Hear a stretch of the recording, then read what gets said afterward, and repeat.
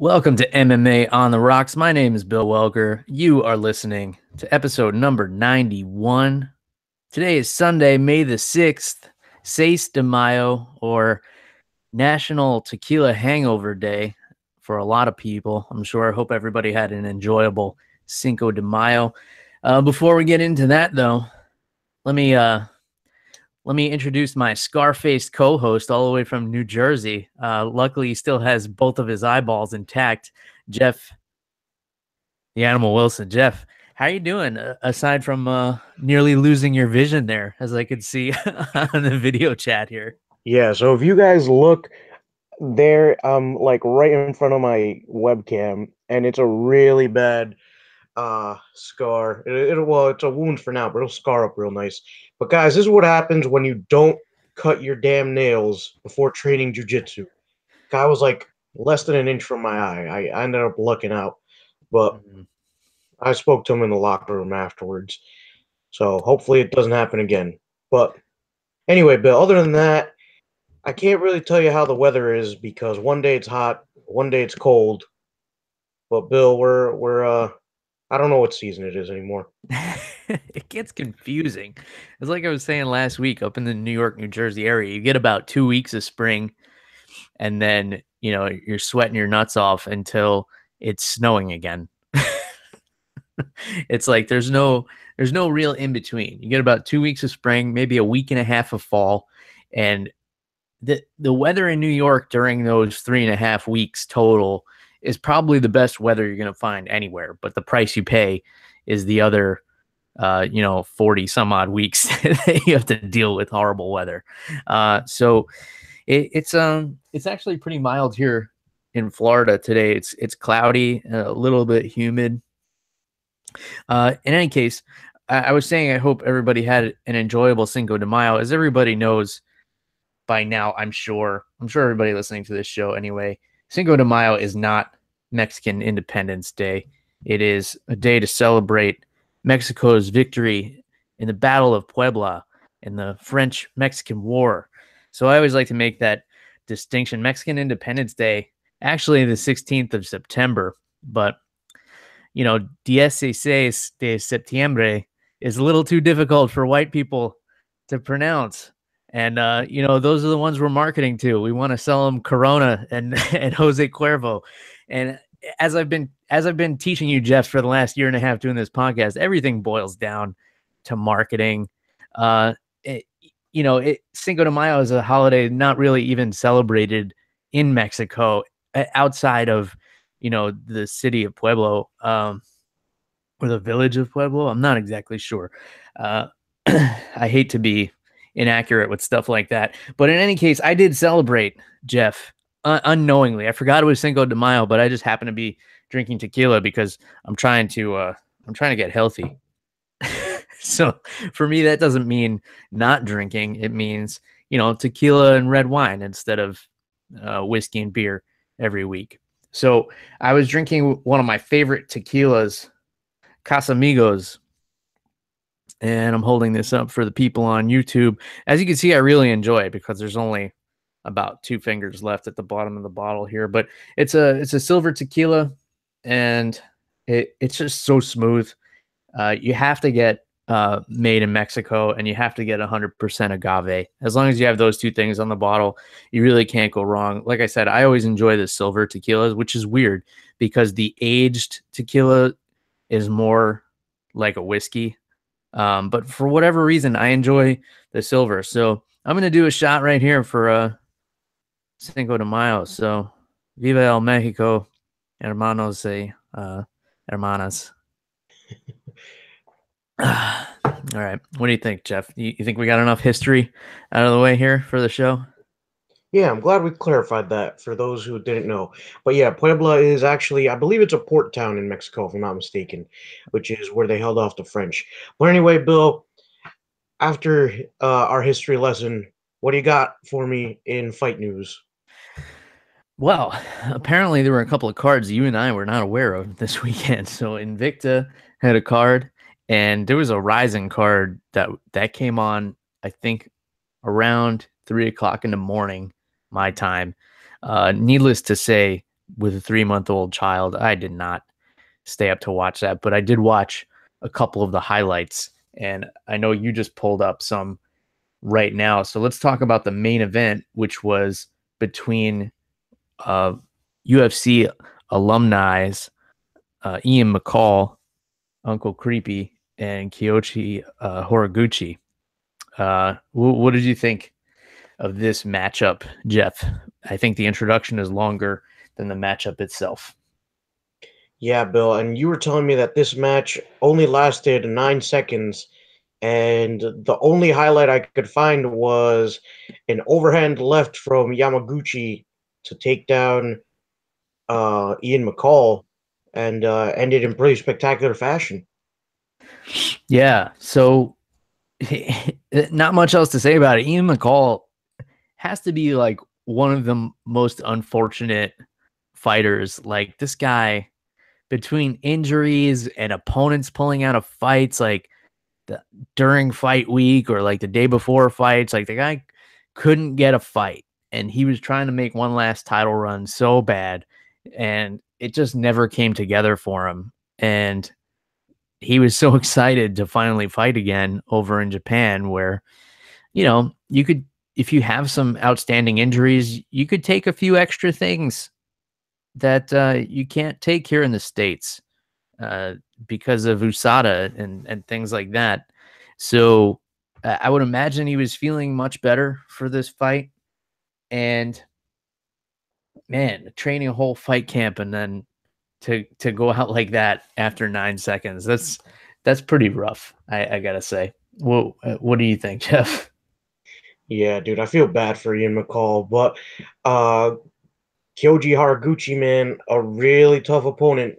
He's only got 2 losses in his career, so I mean, it's a tough matchup for anybody at this point.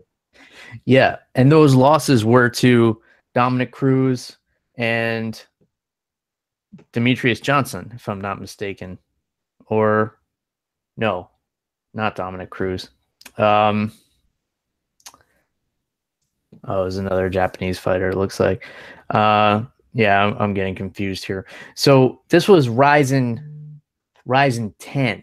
So Rizin, for those who don't know, is basically, I guess, what Pride used to be.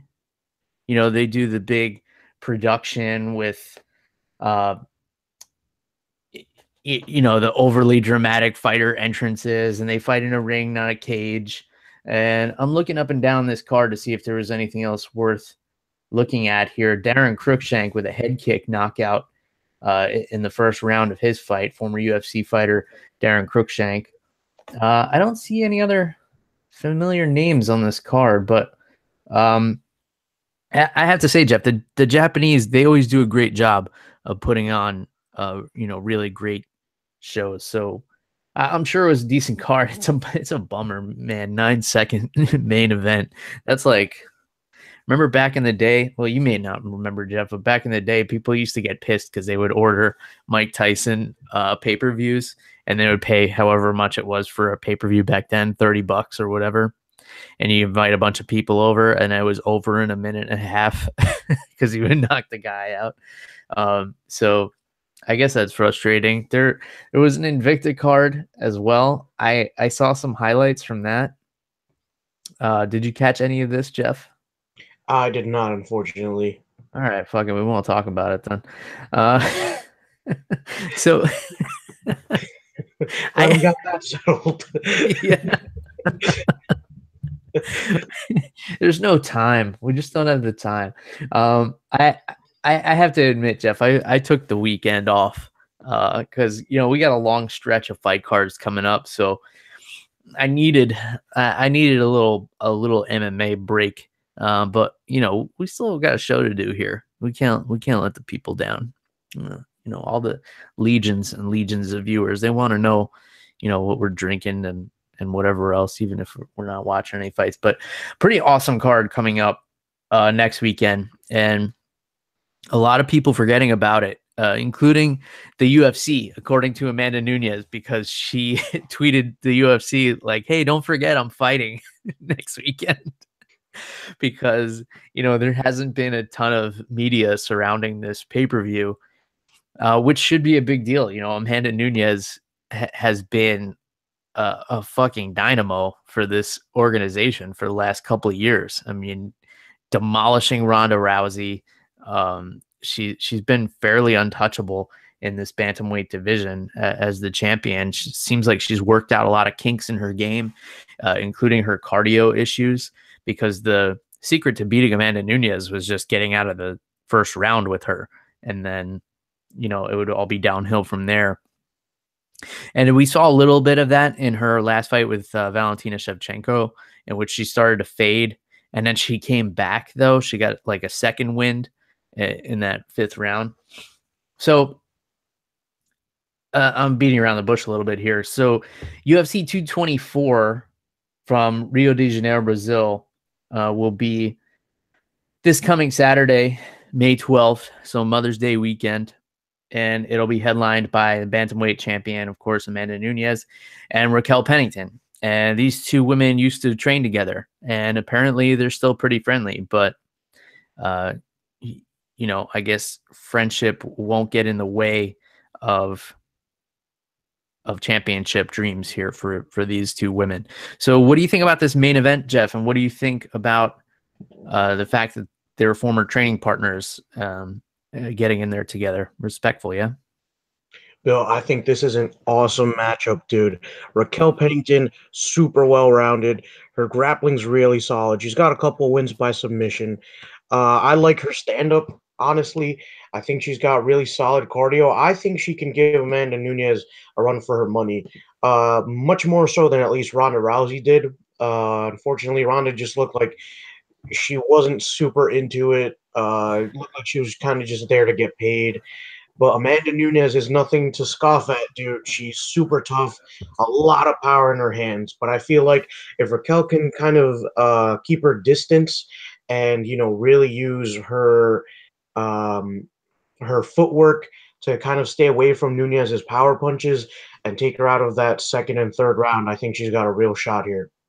Yeah, this is it's kind of the story of this card. If you look at it up and down, it's like seemingly mismatches on paper. Amanda Nunez on paper should probably walk through Raquel Pennington. But Raquel Pennington definitely has the tools to defeat Amanda Nunez. And there's kind of a lot of matchups like that on this card. It's either like awkwardly dead even or mismatches that could definitely have upsets. And I feel like that's the case in the co-main event, which is Jacare Souza and Kelvin Gastelum, because I see no way for Kelvin Gastelum to win this fight. Jacare is much bigger. He's really dangerous on the ground, and he's got nasty striking, as he's shown in his last couple of fights. Nasty knockout of Derek Brunson in his last fight. Jacare, I always feel like, is one of the most dangerous guys on this roster. But all that being said, how many times has Kelvin Gastelum been in a fight where you think he has no way to win, and then he just does?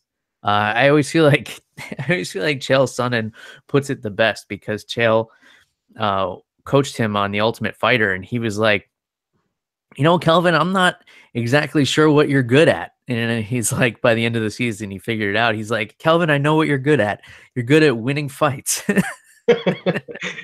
Because supposedly he's one of these guys who, is like a punching bag in the gym. Maybe not that dramatic, but he doesn't show up at the gym. He's like, it looks like an average fighter, but when the lights are shining, Kelvin Gastelum's a beast. But on paper, again, this is a mismatch that could easily turn into an upset. And I feel like that's a running theme up and down this card. What are your thoughts on this co-main event, Jeff? Bill, I don't think Gastelum's totally out of this fight, dude. His stand-up has looked really, really smooth, a lot crisper than earlier on in his career. I think he's got the ground game to at least be able to keep Swoza kind of at bay. We saw that with what's his name? Robert Whitaker was able to kind of uh, stay off the ground, which I think Gastelum can do it. I think he can stay off the ground. I think if he uses his wrestling ability to keep the fight standing instead of taking it to the ground, I think he can beat Swoza in the stand up. While Swoza does have a lot of power, I think that Gastelum has the technique to be able to outclass him a little bit. Yeah, for sure. And his stand up has looked markedly improved. There was a time when Jacare was considered strictly a jiu-jitsu fighter, but I think those days are long gone. So interesting matchup here. And then those awkwardly even fights I was talking about, Mackenzie Dern and Amanda Bobby Cooper. Um, yeah, I don't really know what what to say about these two. Mackenzie Dern with her Brazilian accent that she developed over time, and Amanda Bobby Cooper is one of these fighters.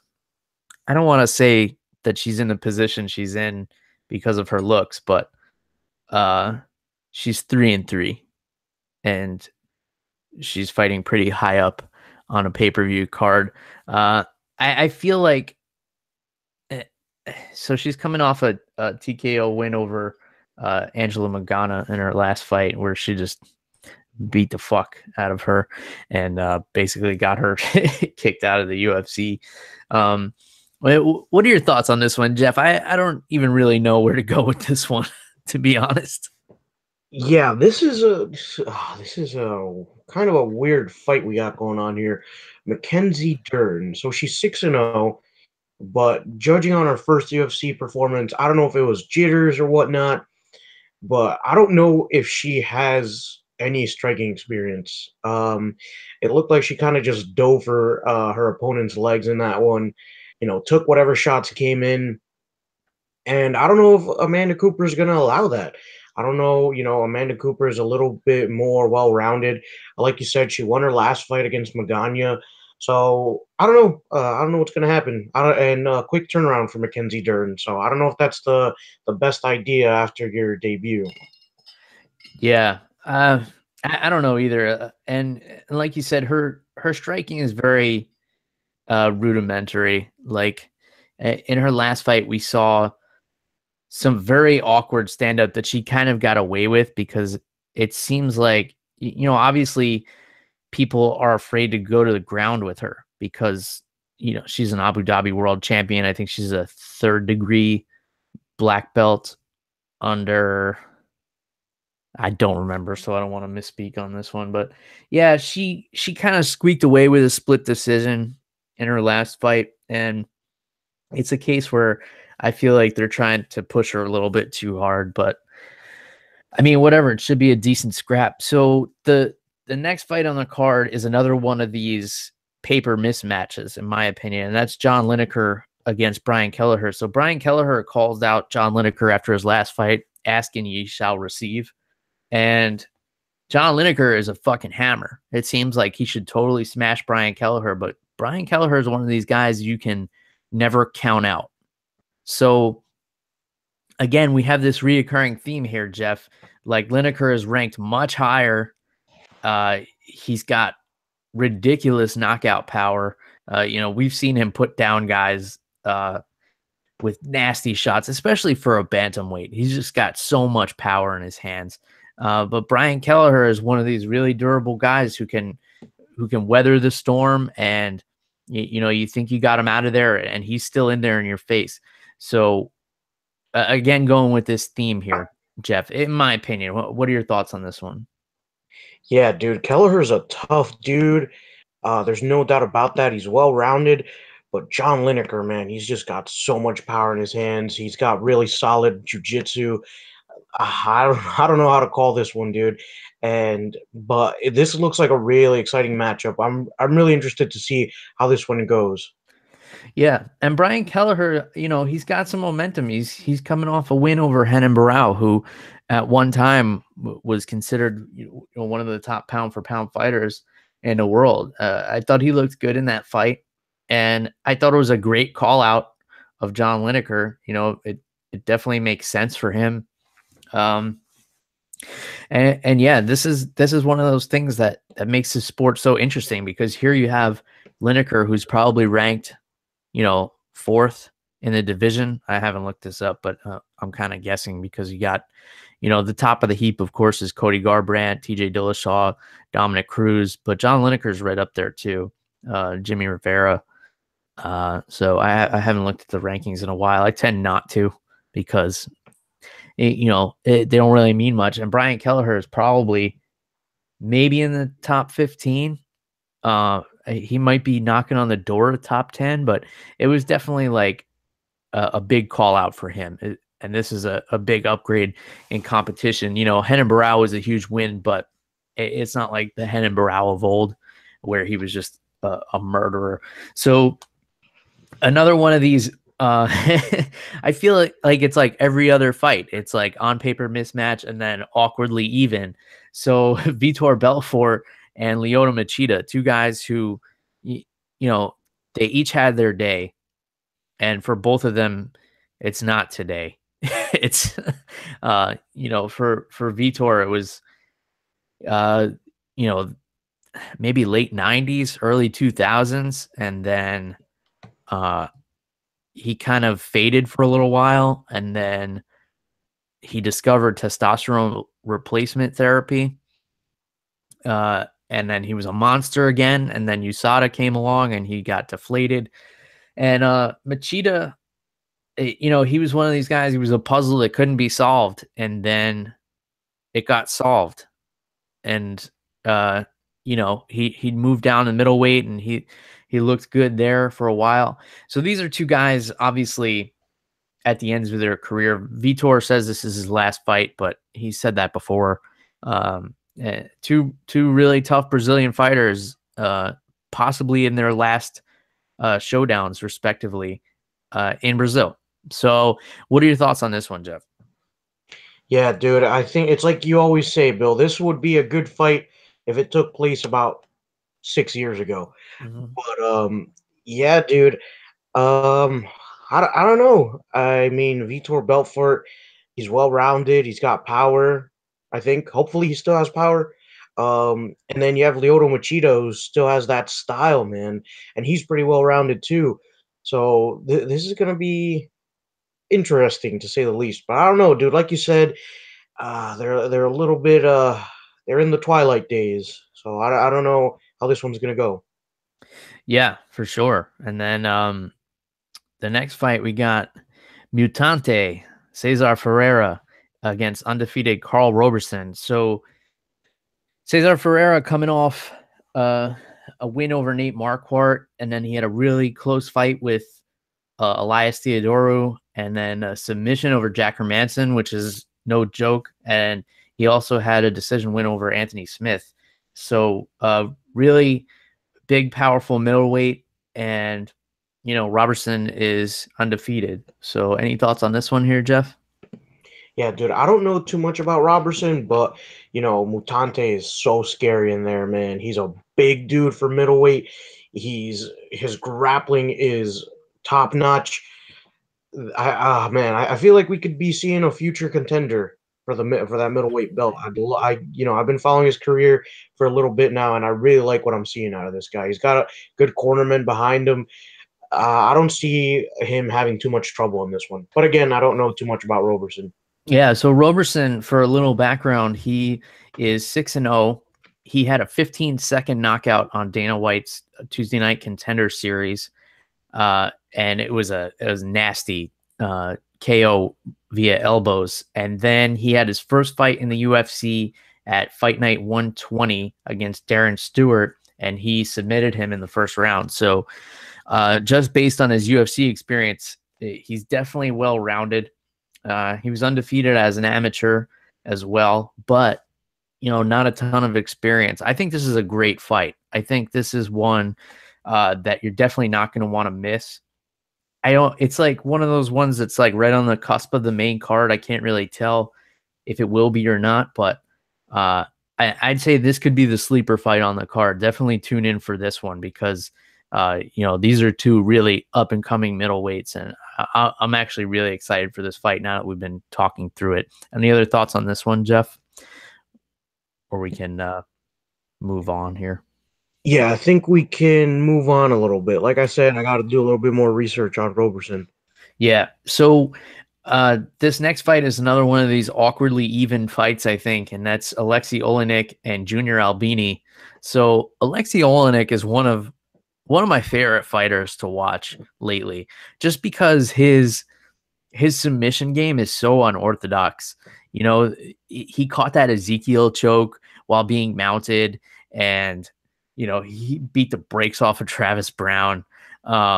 He's very awkward. And in his post fight interview in his last fight, he was like, or in his last win, he was like, "I'm not an MMA fighter. I'm a wrestler," and which was kind of weird. So he did get a TKO loss to Curtis Blades, but that's nothing to hang your head about.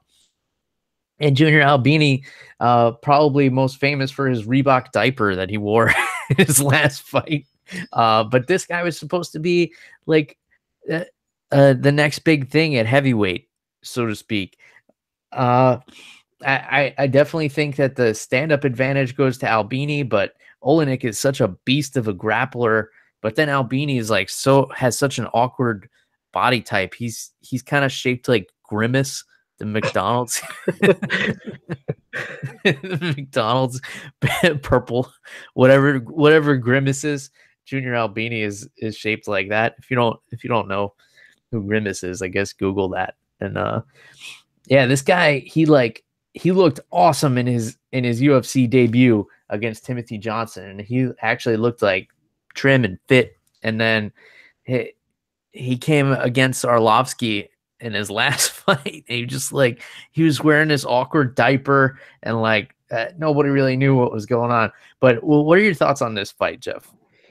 Yeah, dude. After that showing against Andrei Arlovsky, I don't know what to think of Junior Albini, man. His nickname is Baby, which I mean, I think his body type is more like a baby that just got bigger.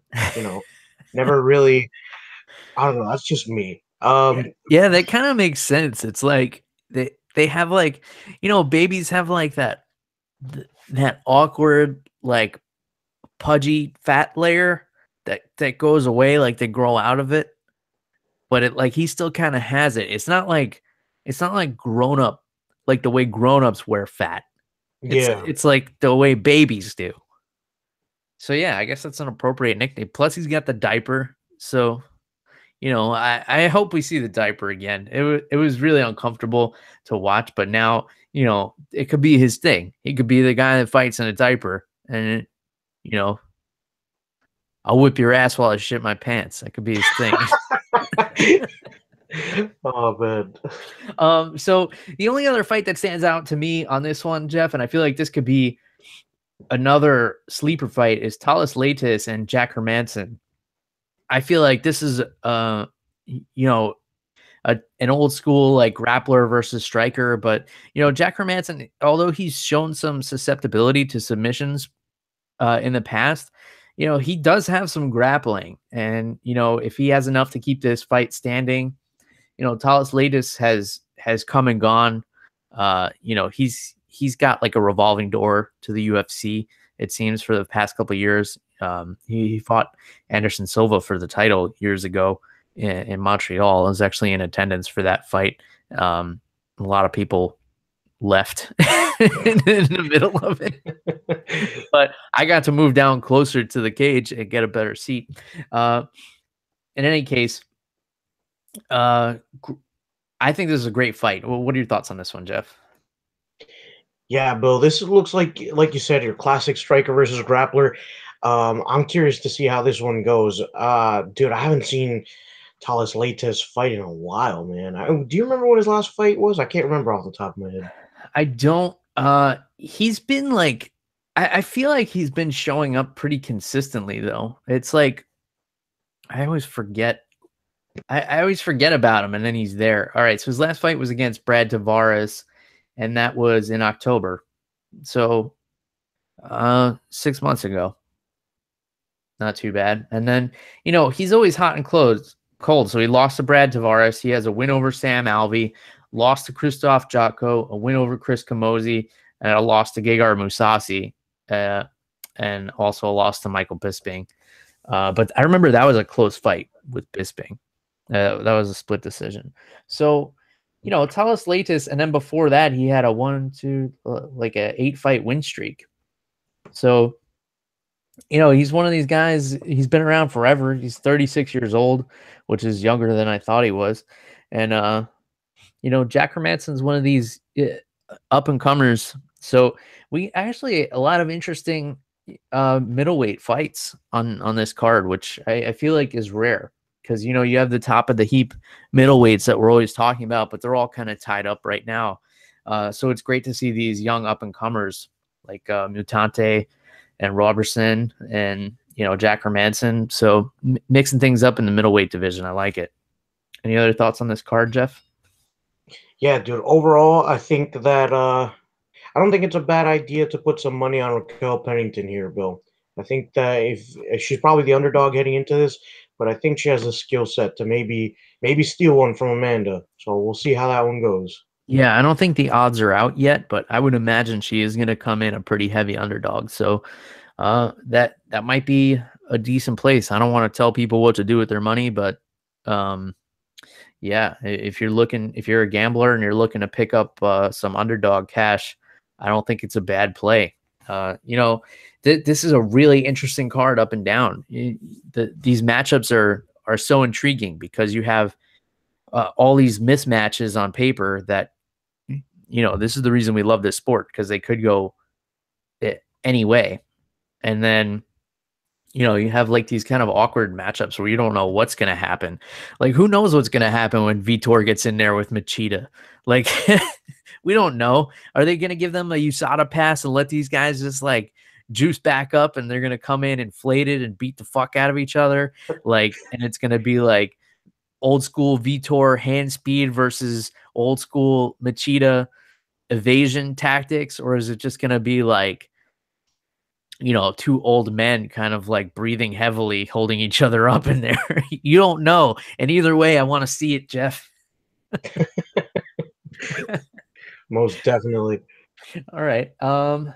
The next card is the weekend after, and that's Damian Maia versus Kamaru Usman in the main event. Of course, Damian Maia filling in for the injured Santiago Ponzinibbio. If you haven't heard, he had to pull out of that contest. So really interesting. And then, we got a marathon here. We got a fight night 130, Stephen Thompson versus Darren Till on the 27th of May. And then June 1st,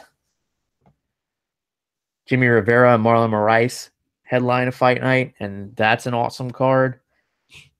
A lot of great fights on there. We're kicking off the summer right here, Jeff. There's a lot of great action. Anything else coming up in the news? Has there been anything going on? I know Colby Covington supposedly he claimed like he was banging a bunch of porn stars and stuff, and he posted a picture with a few of them, and then one of those porn stars, I don't have her name. I wish I did.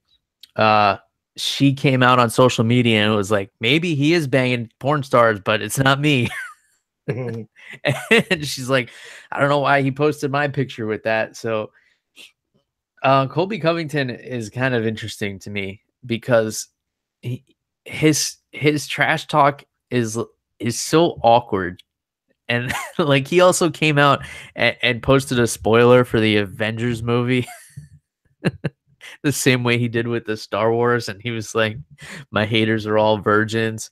But then he also got called out for like not sleeping with the porn star he claimed to have slept with. It's like, it's so cringeworthy, but it's so awesome because people get so pissed off at this guy. And it's just amusing to me. Like, it doesn't bother me. Like, this guy could say whatever he wants, but people get so upset. He also had a little run-in with Charles Crazy Horse Bennett, who is known for being a backstage brawler. I mean, he knocked out Vanderlei Silva back in the day, and he was always known for getting in fights with the shoot box guys backstage at Pride. So him and Colby got into a little scuffle. What are your thoughts on the Colby Covington situation, Jeff? I think it's a good thing that he's able to keep his name out there, even though he's really embarrassing himself. But he worked his way. It got him an interim title shot, so you can't really argue with the results. But yeah, people hate this guy. What are your thoughts, Jeff? I kind of lost some respect for him after he called the cops on Verdum because like he developed this character, this like heel character, and then that kind of went away a little bit when he called the cops, just because it kind of it made him look human. So as a WWE fan, you know you can't break character, man, for anything. So there Yeah, goes that play. what do they call it? The fourth wall? Like Yeah, you remove the fourth wall or something. That's when like you come out of character as a pro wrestler. And Colby Covington has been doing some pro wrestling.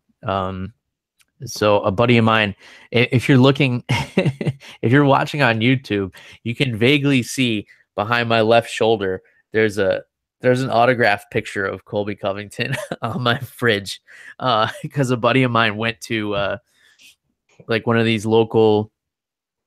I think it was in Jersey. There's a town in Jersey where they do like a lot of wrestling shows, and he showed up there, and he he fought in the main event against Tyquil Woodley, which is supposed to be like Tyron and Nyquil. And it was like this pudgy gentleman, and Colby just kicked him in the face and then put a UFC championship title on. But anyway, my buddy, he doesn't really follow UFC, but he knew that Colby was a UFC fighter, so he got his autograph for me and mailed it to me. So I have it with a magnet up on the fridge behind me. For those of you watching on YouTube, if you've ever wondered what that was, that picture of the UFC fighter underneath the giant bottle of Jim Beam there. It's an autographed picture of Colby Covington, and I can't call myself a fan, but I can't call myself a hater either, because again, you can't argue with the results. I mean, he made an ass of himself and he got himself a title shot. So, yeah, power to him. At least he doesn't have to, hurt anybody or throw dollies at a truck for attention. And so at least you could say that much about him. All right. Anything else going on in the news that you've heard about, Jeff, that you wanted to bring up? Anything burning that you want to get off your chest? no, it's been quiet on this MMA front, man. I didn't even know about those cards until you mentioned them. Yeah. Yeah, it has been. Also, there was a boxing match last night. Gennady Golovkin knocked out some dude. I don't know. Apparently it was pretty bad. It was a pretty nasty knockout. But ever since the Golovkin and Canelo fight, with that awful decision, I couldn't care less about boxing. It really ruined it for me. Yeah. And it's a shame, because it's something that I used to enjoy. I used to like, when the big fights came up, and when they announced the rematch, I was like, whatever, fuck this. I don't care about these two anymore, because if Golovkin wins the fight and then he loses a decision or he gets a draw just because of politics and stuff like that. And I know there's a lot of that going on in MMA, but I feel like it's not as blatant, where before the fight even happens, like one guy's gonna win if he doesn't get knocked out. So in any case, and then Canelo, of course, tested positive for steroids, and he said it was, like Mexican tacos or whatever. And he was like, he really expects people to believe it too. Like, no, it's just tacos, man. It's like they're feeding stuff to these cows down here in Mexico. It's like, nobody believes you. like, like he could even call his mom and be like, Mom, it's not steroids, right? It was the tacos. She'll be like, okay, sweetie, you're doing fucking steroids. In any case, I think that's it, Jeff. I think we'll call it a short one this week, and we'll check back in. I don't know if there'll be an episode next week because next Sunday is Mother's Day. So, of course, first Mother's Day with my baby. So this might be occupied, but maybe we'll do a Monday episode or something like that. I know people are disappointed when we don't post on Sundays, but it gets tough sometimes. We get technical difficulties. I'm still waiting for my computer to get fixed. I'm using this loaner computer right now. So, shit happens, Jeff. Life happens. And in any case, I'm going to continue celebrating 6 de Mayo because why the fuck not? I mean, Cinco de Mayo is kind of a made up thing where people drink tequila. Why can't 6 de Mayo be the same thing? So I'm gonna hit up the rest of this Casamigos tequila because it's fucking awesome, and I hope you do the same, if not something equally enjoyable, Jeff. For Jeff the Animal Wilson, if you want to get a hold of him on Twitter, it's at @animal_Wilson, and you guys know how to get a hold of me. It's at MMA on the Rocks on all your favorite social media platforms, or you can send me an email, MMAonTheRocks@gmail.com. That's all we got for this week. Reach out to us. Let us know what you're thinking and drinking out there. Until next time, cheers, everybody. Goodbye.